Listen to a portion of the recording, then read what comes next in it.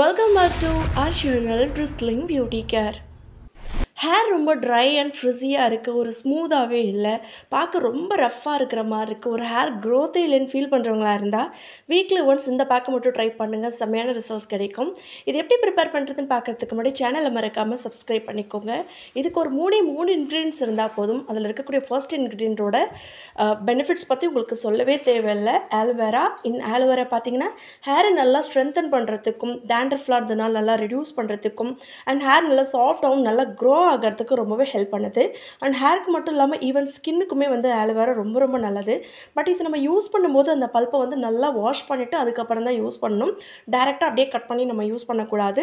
So ஒரு 4 to 5 times வந்து நல்லா வாஷ் பண்ணிவிட்டு அந்த பல்ப்பை மட்டும் செப்பரேட்டாக எடுத்துக்கோங்க.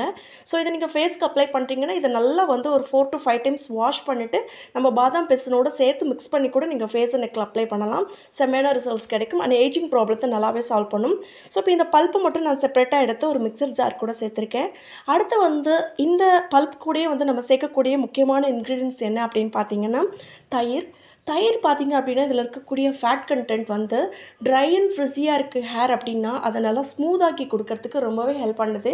அண்ட் நல்லா சாஃப்ட் ஆக்கிறதுக்கும் வந்து இந்த தயிர் ஹெல்ப் பண்ணுது. அடுத்து இது கூட ஒரு 2 மூடி அளவுக்கு தேங்காய் எண்ணெய், நார்மல் கோகோனட் ஆயில் வந்து சேர்த்துருக்கேன்.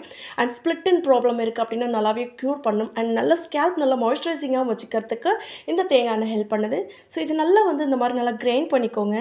கிரைண்ட் பண்ணிவிட்டு கொஞ்சம் லிக்விட் கன்சிஸ்டன்சியில் தான் இருக்கும். இதை ஸ்கேல்ப் அண்ட் ஹேரில் படுற மாதிரி அப்ளை பண்ணிட்டு ஒரு 20 to 25 மினிட்ஸ் கழிச்சு நார்மல் வாட்டரில் வந்து நீங்கள் மைல்டு ஷாம்பு ஒரு சிக்கக்காய் போட்டு வாஷ் பண்ணுங்கள்.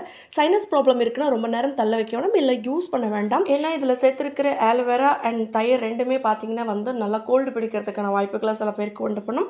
ஸோ அந்த மாதிரி உள்ளவங்க மட்டும் ஸ்கிப் பண்ணிக்கோங்க. ஸோ வீக்லி ஒன்ஸ் இந்த பேக்கை ட்ரை பண்ணுங்கள்.